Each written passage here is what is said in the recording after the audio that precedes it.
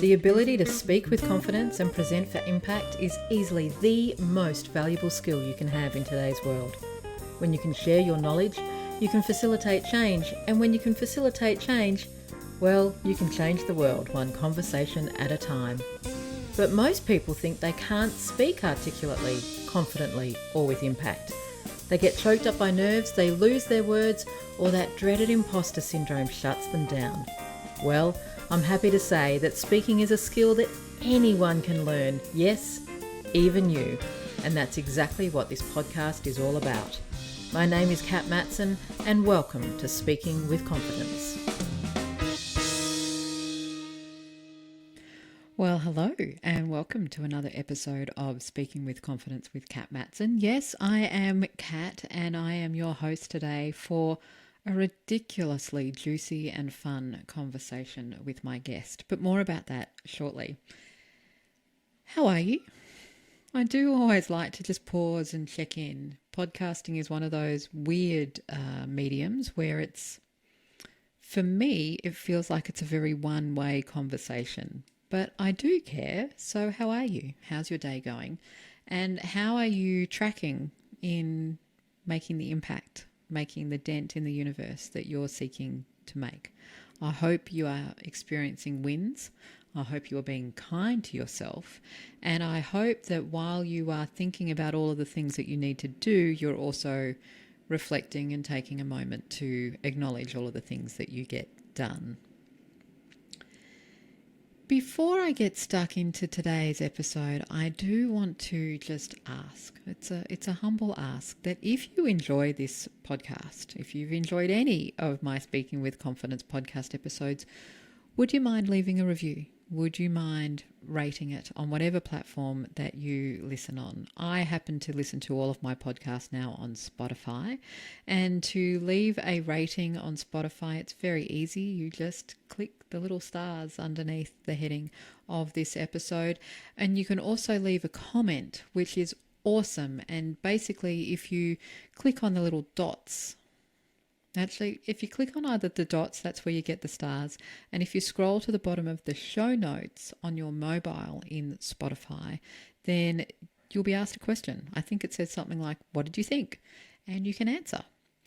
The reason I love these ratings and these notes is it helps other people find the podcast.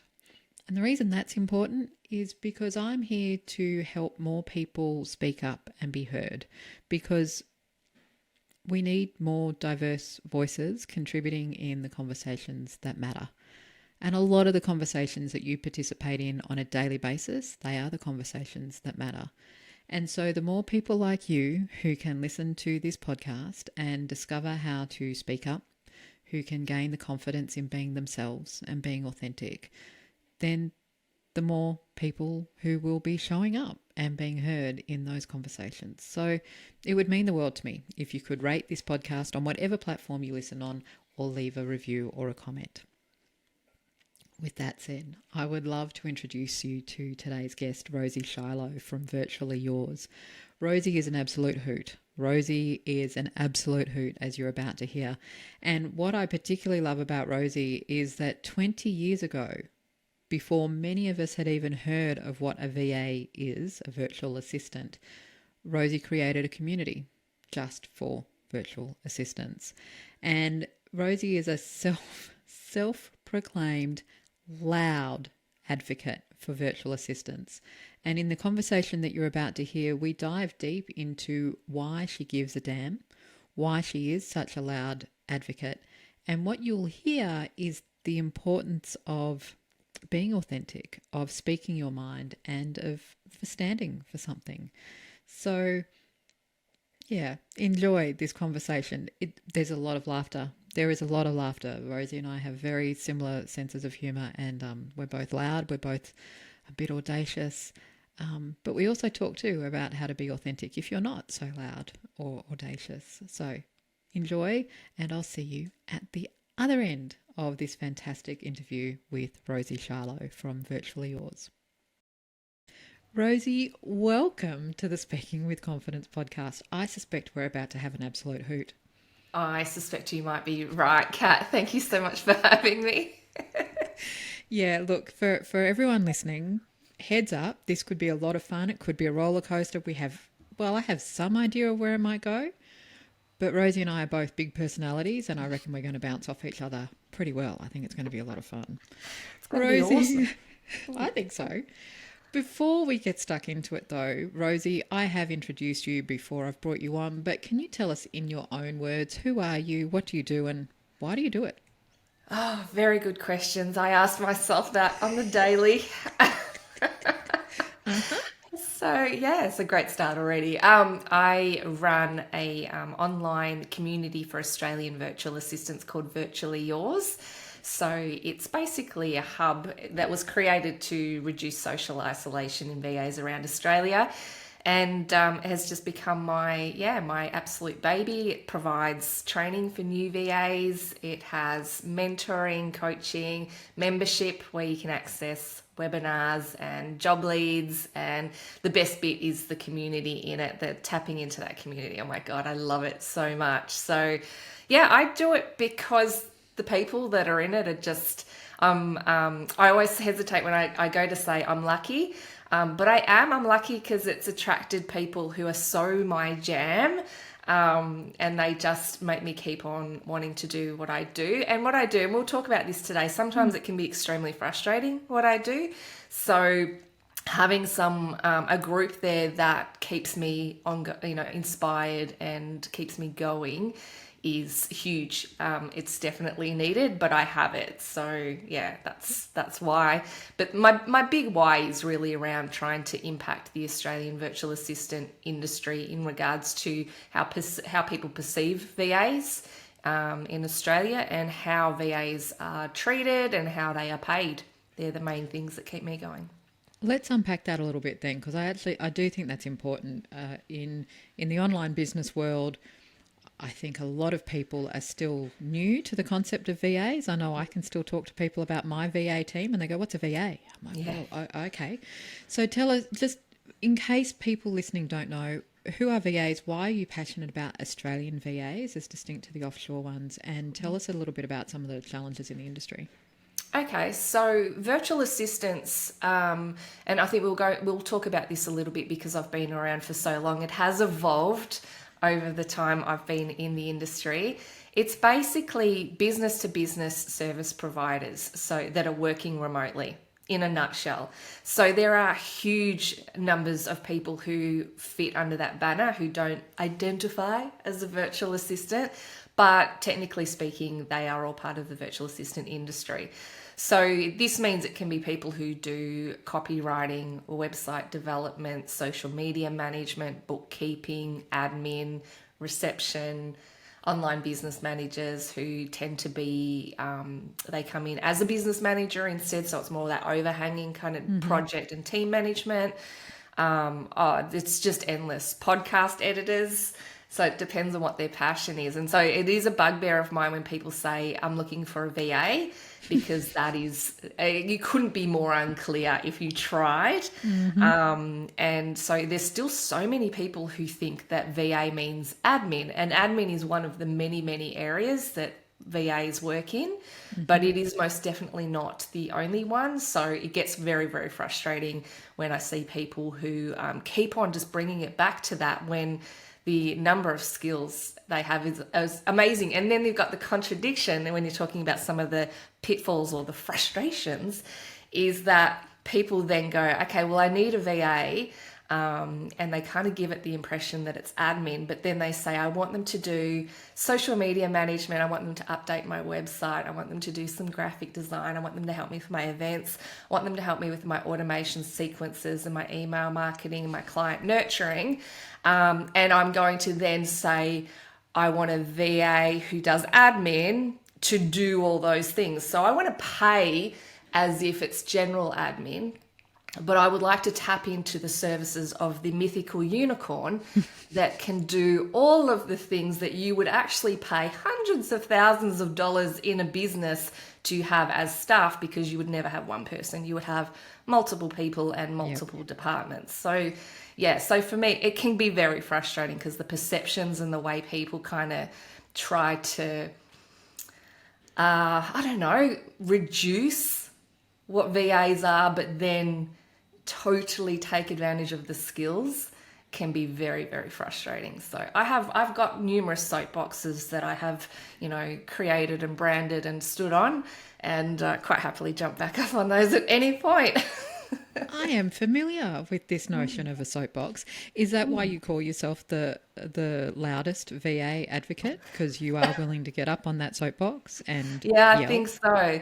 That's where the term was coined, was because I would start, and because I would do what we call Rosie's ranty pants. Because I would get online, and whether it's a blog post, my favorite blog post is called "Why Australian Business Owners Are Full of Shit." That is my favorite blog post that I've written, because I like to be subtle. But I do get online, especially in the VA groups, and I do my rants, because I not only do I do rants to the wider community, and I do a lot of speaking stuff where possible to advocate, and I try not to do, make people enemies, but I also expect VAs to advocate for themselves and for each other.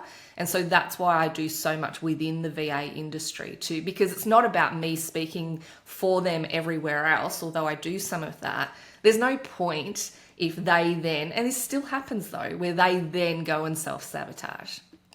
Oh, now we're getting into some juice. So self-sabotage and VAs. I mean, it's by no means exclusive to VAs. No. Ask me how I know. But why do we self-sabotage? Why do we? And well, in fact, first of all, let's just define what you mean by self-sabotage, and then what you see happens for VAs who self-sabotage themselves. Well, there's a lot of people. I saw this a huge amount during lockdown, where we had everyone saying, "Oh, the VA industry is going to grow now because people are more accepting of remote workers, and everyone's got their head around Zoom," which took a while. Gosh, that was fun to watch. That was Having funny, used wasn't it? Zoom for years and years, seeing people, oh, that was painful. Anyway, so once people got their heads around that, everyone's like, "Oh, the industry's going to boom." But what it did was it diluted, because everybody came on board and thought, "Oh, okay, well, I can just do the work that I used to do in my office and do it from home." But it takes a really specific type of skill set, but also attitude to work for yourself, as you know, and to then go and spend all of your days helping other people shine. So what happens is you get a few different types of sabotage. Some where people come in and they don't care that they don't know what they don't know, which is one of my favorites, and they come in and they just make a mess of everything, and so they undermine the skill set of the existing VAs that are working really hard in the industry, and often they'll come in and they'll undercharge. I had somebody who I was talking, I know that we're going to talk about the Unbusiness podcast as well with Amber Field. We were talking about this just recently, where someone was undercharging by a lot, and she said, "It's because I don't have any expenses, because my job actually pays for all of this software and my office." And I was like, well, I did the same thing that you're doing right now. So not only do I think that's hugely unethical, but also you've just gone in and you've told, and very loudly gone into these groups and told everybody that design work is now worth $30 an hour, or even $40 an hour, which it's not. It's not. And stop acting like it is, because you're wanting to build up your portfolio. So I think this idea of new people coming in wanting to build up their portfolio is an issue, because they then don't listen when you say to them it's going to be very hard for you to increase your prices if you start that way, but also that you're undermining the what people are charging within the industry. But then there's also VAs who self-sabotage by jumping up and down when someone says, "I need a VA" in a Facebook group, and they go, "Me, me, me," and they haven't at any point said, "What the hell do you really mean by VA? I am going to tell you, I am the most generic, can answer anything, perfect at everything person," by leaping up and down desperately without actually, and you'll see spotted in amongst those where people will go, "What is it you actually need?" And those people actually know what their skill sets are and what it is that they can offer. But you're just seeing so many people that just go me, me, me, me, me, and then these ridiculously low prices. And then I go out and I do a speaking gig where I talk about how Australian VAs are business owners who understand what it's like to run a business in Australian business culture, and that they look at ways to systemize and improve your systems. They look for opportunities for you. They provide you with mental health support that you didn't know that you needed. And then everyone goes online and sees the me, me, me, me, me's and makes me look like I'm lying, but I'm not. It's just that you're not finding them the right way because you're not asking for them in the right way. So, and that's the loudest part, is the ones that are actually doing it in a way that is not actually productive, not only for that business, but for our industry. That was a bit of a rant. And it was a good one. I know it was a good one. It was nice actually to have somebody else do the rant on my podcast than me. I'm Nice to here share for the you. load. I said before we started recording in your intro that you started your business, virtually yours, 20 years ago in Yeah. the VA industry. And like some people will be going, whoa, how could you have done that 20 years ago when VA wasn't a thing 20 years ago? I remember when I first heard of the phrase VAs, and it was when it was offshored. It was when, it was all about basically getting cheap labour. And I think I'm just thinking about that contrast. I know, I know that my VAs are specialists. They absolutely give me everything that you just talked about: the project management, the mental health, the organising, the systems and the processes that I don't have the bandwidth or the capacity to think about myself. Yeah. And if I did, I would not be doing the business that I'm doing. Like, that's not my skill set. Whereas the positioning of the cheap labour Yeah. is a completely different model, right? It's very much that, oh yeah, you can get somebody for $5 Australian an hour, and I mean it's off. It's It not is off. And nice. one of the things I just realized recently was that what tends to happen is, if you do go for the cheap labor, you'll go to them with a problem and you go to them with a solution, and you then train them to implement the solution that you've already come up with and that you already know how to do. Whereas onshore VA, and this is why you are paying more, and if they're not charging enough, then they probably don't do this. They're probably exactly like offshore, only way more expensive in the long run. What you want is someone where you go to them with the problem. They have the solution. They know how to solve the problem. I'm not going to go to my accountant and say, hey, Ben, I need to do my BAS. This is how you need to do it. Watch me. I'm going to do a Zoom call and you can watch me do it. That's ridiculous. So that whole idea of having to have the problem and the solution and train someone to, same with tradies. I don't know how to get the solar panels on the roof. I don't know how to build the chook pen. They come with the solution. And so that is the big difference, is that offshore, very rarely, you might find one or two out there that do, but there will be other issues that don't necessarily work well with our business culture and the way we communicate. I want them to come to me with the solution. I want them to take my hand and go, it's cool, I've got this. And that is going to be more than even $30 or $40 an hour. For someone to say, I've got this, don't worry, and to mean it, is going to be a lot more. And it's worth its weight in gold. It is so worth its weight in gold. Yeah. Yeah. Oh my goodness, there are so many things we could talk about. One of the things, actually, while we're talking about the VA stuff, and then I'll come to some of the speaking stuff, you've just started a new podcast with one of my VAs, Amber Field, called the Unbusiness Podcast. Amber is one of those people who has just changed my life, because she just goes, oh, leave it with me. Okay. All right. Yeah. Thanks. So tell us about the Unbusiness Podcast, and I'm particularly curious about the name, Unbusiness. Well, I think you would fit this same classification that Amber and I have put ourselves in that we refuse to be labelled and boxed. Don't box me in.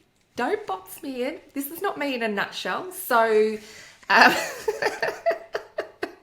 I always think of the Austin Powers clip whenever I hear that saying, not nutshell. I'm like, My nutshell's huge. Like, Yeah. what do you mean, nutshell? What? I don't There's a understand. couple of members in Virtually Yours network where and everyone else looks at us like we're mad. But as soon as someone says in a nutshell, we all just go like this.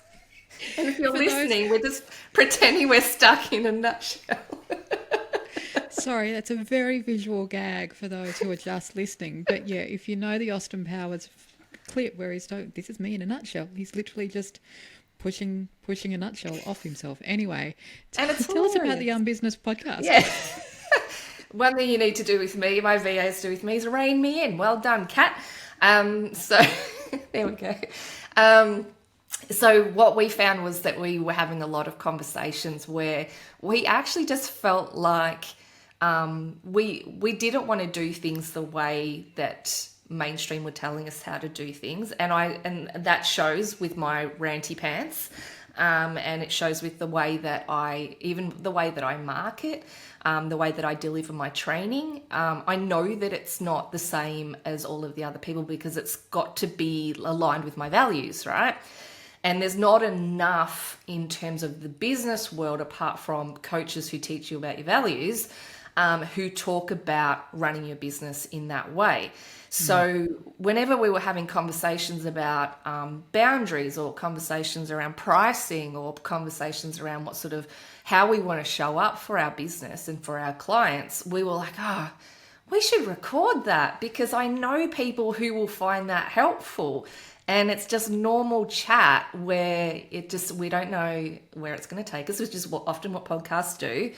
But where you've got someone who has been in business now for about a year and another one who's been around for 2 decades and, still having the same sort of conversations and still having the same lessons, but being able to come at it from 2 different perspectives is really cool as well. So, yeah, we started doing that and the feedback has been really lovely because, what we wanted to do was to help people see or hear that they're not alone in their bucking of the system in their heads, and they're allowed to feel the way that they feel. And so that's what it's all about. I particularly like what you said there around you've got 2 people, one who's 12 months in, one who's 20 years in, still having the same problems. One of the things that I'm bucking against is the whole guru notion of if you just do this one thing, you will have a life that you've always dreamed of. And I'm like, that's actually not how it works. Not at all. There will always be another level. There will always be something else. And as long as you're in business, you are dealing with stuff. Well, in fact, as long as you're alive, you are dealing with stuff. You just collect more, I don't know, evidence to tell yourself that you can get through this particular drama because you've been through a similar drama before. Yeah, because each time you fail or you trip, you hopefully will learn something from that and bring that to the next time something comes up and trips you up. It's just giving you more armor, but the universe certainly likes to go, okay, yeah, here, you learned that one. Hey, check this one out. And it never stops doing that. So, how do you cope with that? And how do you cope with, as I say, pushing shit uphill like again and again and again, which is often what business is. People that sell that guru thing or they sell you're going to be making this amount of money in a month, blah, blah, blah, blah.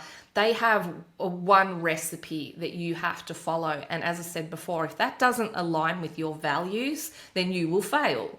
Yep. And you will most likely fail anyway, because if everybody did that and succeeded and ignored their values, then we would have too many people doing exactly the same thing. So it's going to dilute anyway. So the whole model drives me absolutely crazy. I'm all about, with my training, with the podcast, with my rants, I'm all about people finding their own unique, delivery, their own unique values, their personality, the way they're going to solve their problems, because you can't deal with the challenges if you're doing it with a mask on.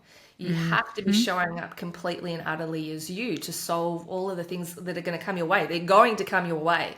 You can't have a client come to you and say, what the hell were you thinking? What did you do with this? And you go, I don't know. That's what I was told to do. That's an employee mindset right there. I wrote about this in a recent newsletter, actually. One of the things that what I find with people when they step into a speaking format, whether it's they're about to do a podcast or they're about to present to their senior leaders, whatnot, they step into this speaker persona. It might be a radio announcer, it might be the leader that they've seen who's really charismatic.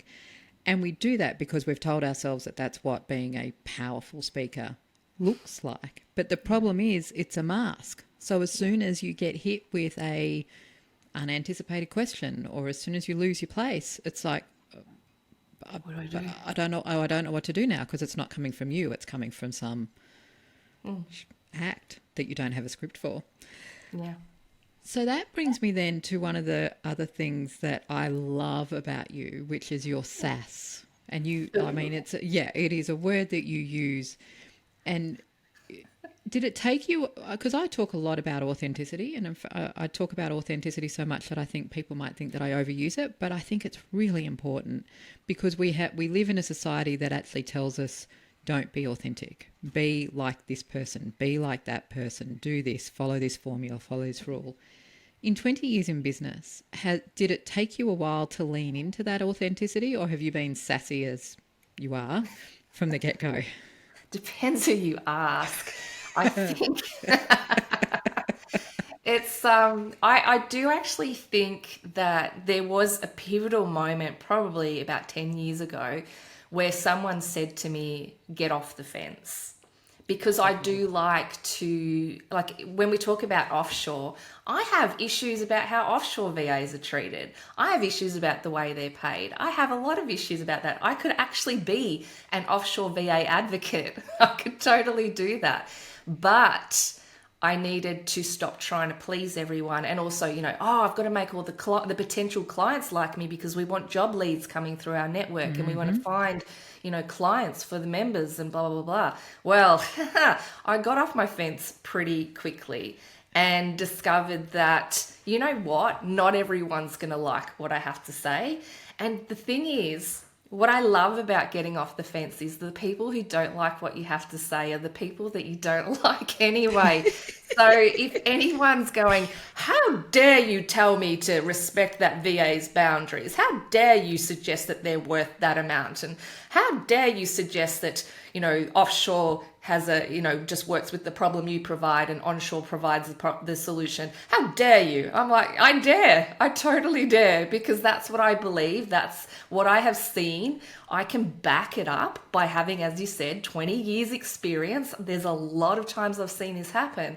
And I've got to the point now where when people come to me looking for a VA, every year I'm getting more and more picky about who I will actually let through that process, because I'm seeing just even now way too much of evidence of people treating other people with disrespect and not looking after their team and expecting the amount of people, for example. So we have a job lead process, which is fabulous, and we can help business owners find a great VA.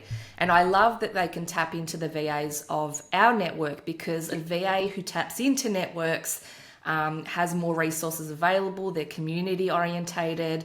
They've got more resources, and they're more dedicated to their ongoing learning. And I think that alone makes them stand out above others. But there's a lot of people who will put a job lead through, and they expect the VAs to jump up and let them know how they can help them, and put together the information and contact them within a day or 2 days. But then never get back to those VAs about how they went, or, with any feedback or anything at all. They just drop them like, if you want to work with me, the opportunity to work with me is so awesome. You're lucky to hear back from me. Well, to me, that's a really great red flag. I think that if you don't, have respect other people's time and energy, then, and you're assuming that everybody should jump up to work with you, which, maybe you're awesome to work with, but you've asked people to put their time aside to let you know how they can solve your problem. And they've done that. And then you don't reply. And I see it all the time. And it drives me crazy. I get really shitty about it because it's disrespectful. And then there's other ones who end up working with VAs who treat them terribly, who, just the way they talk to them or the way they disrespect their boundaries. I've heard stories where one person who's actually been banned from our job lead process, she's not allowed to use it anymore. She did try again last year, and I had to email her and say, you need to be aware that you cannot use our system. I will not help you find a VA. But, there was one time I heard she'd sent through work for somebody at 5 or 6 or 7 o'clock at night. And then the next morning at some ungodly hour, I am not a morning person, something like 5 or 6 in the morning, was like calling them saying, how has that been done?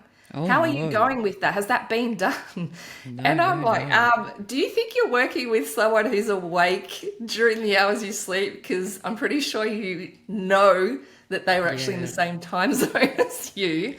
But yeah, and really aggressive about it. And I just said, that's not okay. And then taking ages to pay. So not only causing them anxiety mentally, impacting their sleep, but also then being a total pain in the butt with payments. It's just disgusting. So in the context of authenticity, you are obviously someone who is, I'm going to say, quite comfortable with telling people no.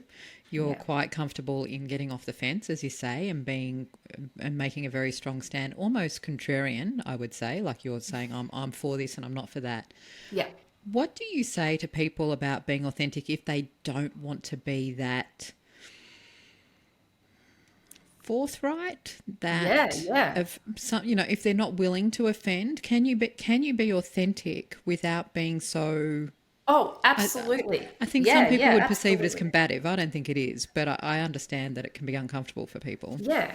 And look, for most of the time I'm communicating with people, I take the more, delicate approach initially. You're not going to hear that from me. You're not going to hear me go, hey, piss off. You're not allowed to use my services unless you really pushed me. I will be loud and ranty when I'm talking about, this sort of thing. But when someone's approached me and,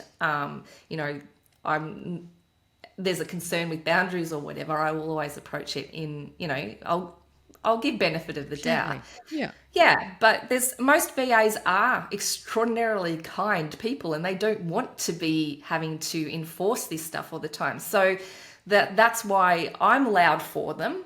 And also why when I'm training and doing any kind of work with VAs, I talk about implementing those boundaries up front and any boundaries that they miss to implement once they realize they've missed it. So if you haven't been clear to your potential clients about how you work and how you do not work, well then like clients, as much as they are adults and lovely and wonderful in their moments, they are like big kids. They will push the boundaries to see what they can get away with. It's like if anybody providing a service, we all go, oh, I wonder what, are we able to do this? Can we get away with that? Because that would be cool. And I got away with it last time, so let me see if I can then again this time. Yeah, and that's when you need to go, hey, not sure if you read this in the agreement, or hey, just a heads up, this is actually how we work.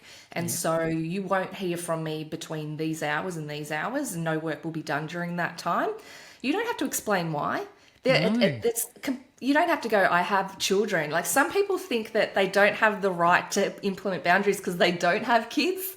And it's like, you could be sitting on your couch, scratching your bottom, and you don't have to tell someone that they're not allowed to invade that time for you.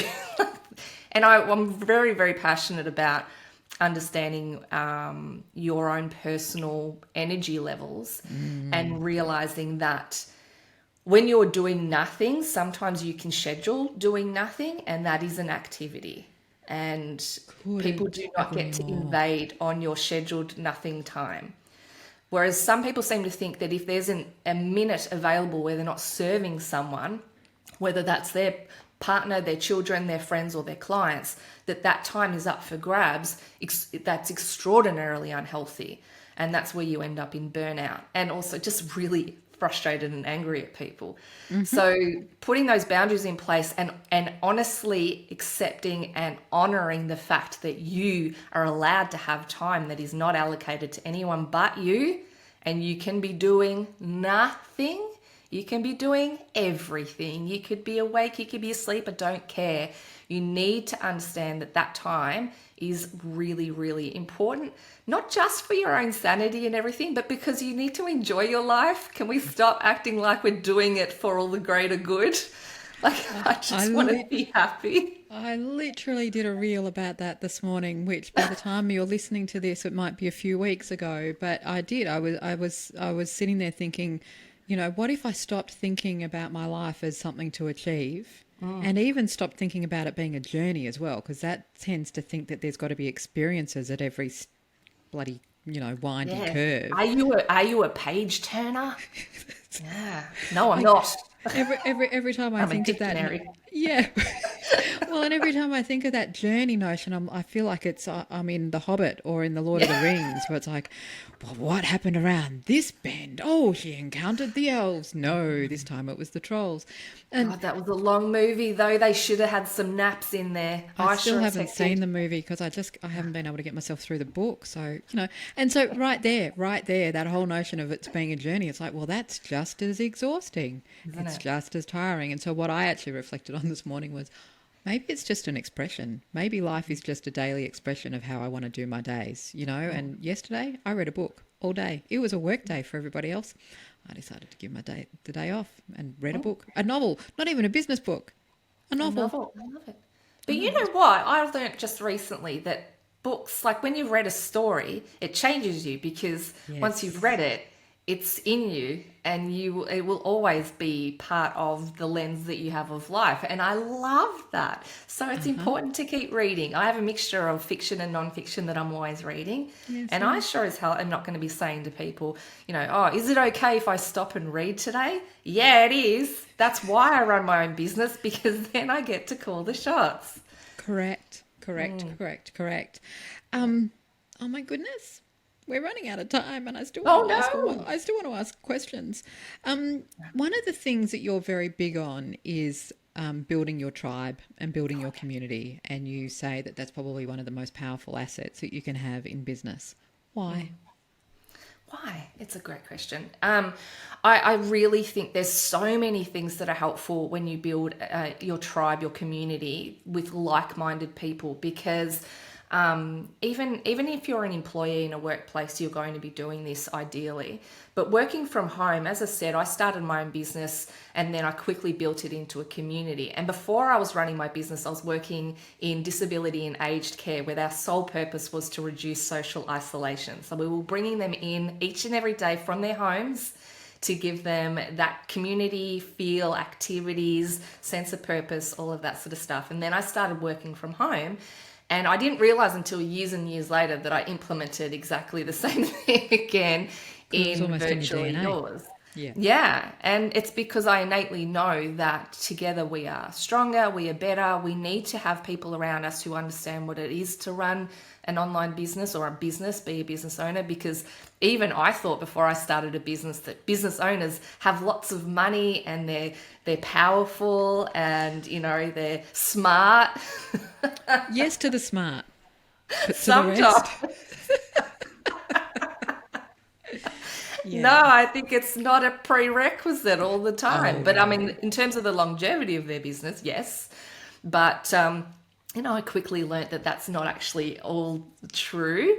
And so I hear so many people who are starting their virtual assistant business, and everyone around them's asking them, or they've been in business for 10 years and their friends and family are saying, when are you going to get a real job?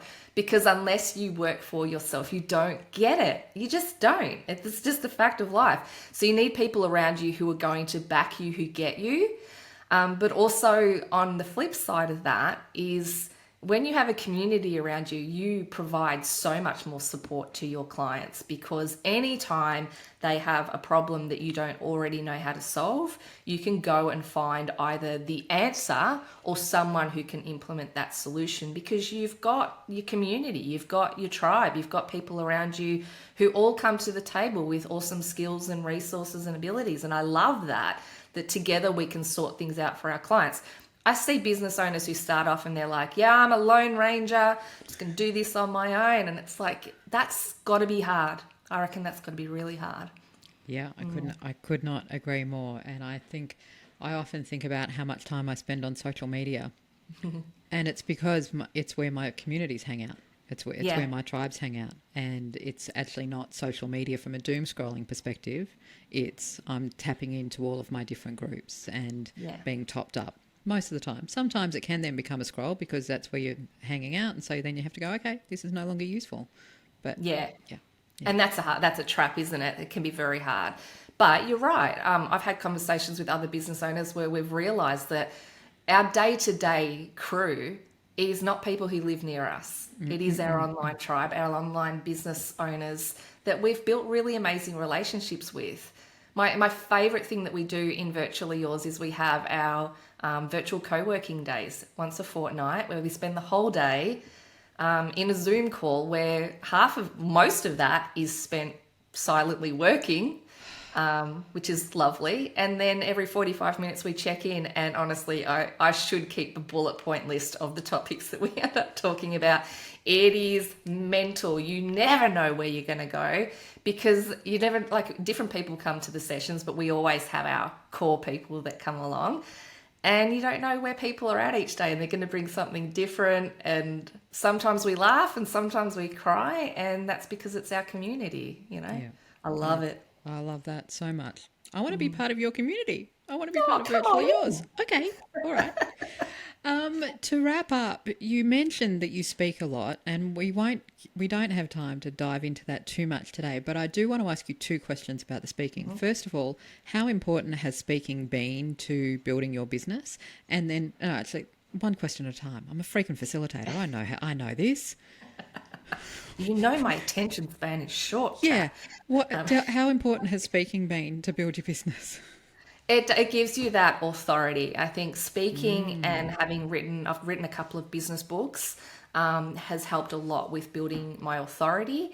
And, I think people just need to step out and start doing it. And I had a memory come up on Facebook a couple of weeks ago of my first ever speaking gig, where I swear I didn't breathe once during the whole thing. And so you were blue by the time you finished. I was like a Smurf. And I'm asthmatic too, so it was a very bad idea.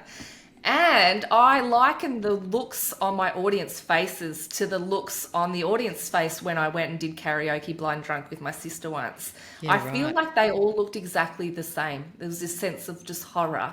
Like, why am I here? And why are you up there? But since Please then... tell me you've improved. I haven't at all. It's exactly the same, but people keep no, it has. It's changed a lot. I breathe. I actually learned a lot about slowing down speaking when I'm on stage, just from being a part of BNI for a few years. I was a member of Business Networking, and I actually said to, I don't know about you, but I don't always like to ask people for feedback, but I said to one of the members who was an MC, I said, can you give me feedback when I do my 30-second infomercial, please, and let me know what I can be doing better, because I knew he was a great speaker. And he came back, he said, you don't have to fill the gaps. Try not to say to fill the gaps. And your arms are not like, helicopter wings. You need to just, they can just relax a little bit. And so each week I just practiced. So I got a little bit better, and then I would do more speaking gigs. And look, here still sometimes it depends on, you look out at the audience, and sometimes you're just like, oh God, I don't know what I'm doing. And you just take a breath and you just do it anyway. Yeah. And you have to, this is where you cannot have a mask on, because you have to just talk from who you are. Because, I'll still choke on my words. I'll stop and have a sip of water every now and then and just let there be silence, because otherwise there will be asthma. There's this So really great program that I think you'd really enjoy, Rosie. I know, I've heard about it. I've heard it. I need What, no, being the self-taught and B&I coached and whatnot, what would be your number one speaking tip then for people who, a similar experience to you, speak too fast, forget to breathe, get really nervous and just kind of sit there and go, oh my God, what am I doing? there's a couple of things. One, obviously, just allow yourself to breathe and don't be afraid of the silence. Some of the best, have a look at people who do speaking and notice how often they allow silence. It can be powerful. But the other thing is to look for the dogs in the room. You know how you've got cats and dogs, and so your cats sit there like this. So visual for the podcast people, I am just going to stare at you. And in my head, I'm probably going, oh yeah, that's cool. But in my face, I'm going, I'm giving you nothing, right? And the dogs are like smiling and nodding, right? And they're just validating you. I am a dog when I'm in the audience. I cannot help it. If you see me and I'm not being a dog, you've said something to really offend me, and I'm consciously trying not to be a dog. I've never heard that analogy before. I freaking love it because it's so true. There are absolutely people who just process internally, and yeah, they're cats. Yeah. And I've had times where I've spoken in front of people and it's predominantly cats, and I'm like, heck, I got to find the dog in the room. And you get through it and you're like, oh, it is harder when there's cats. There's only cats in the room. And then they'll come up to you afterwards and go, that was fabulous. And you just want to slap them and go, could you just be a dog? Could you? Please. Could you have thrown me a bone in the middle of that? Exactly. Oh, that is fantastic. I love that analogy, and I love that I've learned something, a new speaking tool for when you're up on a stage. That's awesome. Rosie, we're going to have to wrap it up, even though this was fantastic. And listeners, I did promise that this was going to be raucous and loud and roller coaster in a good way. Rosie, thank you so much for joining me today. I've so thoroughly enjoyed this conversation. Thank you so much for having me and letting me do a long-term rant. I love it. It's my favourite. Yeah, I'm up there with that. Yeah, long-term rants are good. Long-form rants, yes. Long-form rant. We need to trademark that. Okay, we'll get onto that. Thank you again. How fun was that? Isn't she a hoot? And I particularly love how she's really leaned into her authentic, as she said, she got off the fence and she said, right, this is it. I am serving Australian VAs because that's who I want to hang out with. That's who I care about. And I really want to be an advocate for this group of people. Whether you want to be an advocate, whether you want to lead change, whether you want to educate people, whether you want to teach, whatever it is, what I loved about what Rosie was saying was the importance of being yourself and being okay with the people who don't like who you are, not hanging around anymore. You can't, when we try to be everything to everyone, then we end up being no one to everybody. So just leaning into who you are, leaning into what you stand for was probably my biggest takeaway from that conversation. And I'm certainly going to listen back because there were just some beautiful nuggets of gold in that conversation. I would love to know what you thought about this episode. So head over to the Speaking with Confidence group on Facebook. That's Speaking with Confidence with Kat Matson over on Facebook. Yes, exactly the same name on Facebook as this podcast. Answer a couple of questions. You'll get instant access, and then you can start a new post and let me know what you thought of this episode. The other thing that I would love to invite you to do is to head over to my website, impactfulpresenters.com. You will find a whole host of different resources, including my free How to Stop Rambling ebook. And depending on when you're listening, you might also be able to access my Impactful Presenters program. So all of that information is at impactfulpresenters.com. I so hope you've enjoyed that conversation with Rosie, and I look forward to seeing you again very, very, very soon. Until then, here's to confidence and here's to impact.